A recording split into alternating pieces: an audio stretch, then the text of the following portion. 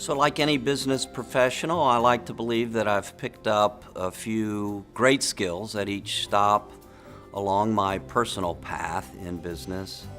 Procter and Gamble taught me to market and sell with the best in the world. GE taught me about process and dealing with difficult folks in both the public and private sector. At X-Tech, I learned to tell a very technical story about why you should buy our replacement parts for your steel mill or your surface mine instead of the many choices that you had in the market. And at Hydro Systems, it kind of all came together, and I saw the light in terms of being able to help other people do better by embracing the share the wealth culture and climate that was in existence at Hydro when I showed up, and by using that in full measure to reach through our employees and touch their families and bring them into the picture.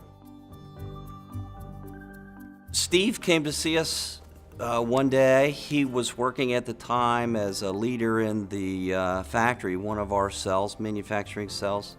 He had gotten himself in a real bind. He and his family had gotten behind on their mortgage payments.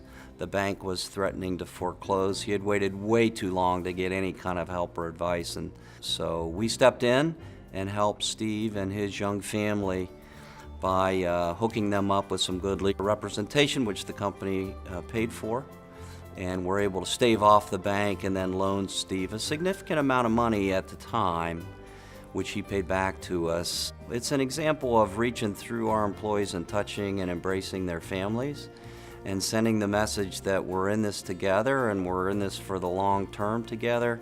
A good example of the kinds of very different things we try to do to touch our employees. So if you'd like to build your own great company and your own great culture, I invite you to pick up the book and study just those few things. And I wish you success and much luck in your own endeavors as you try to build your own great company and great culture.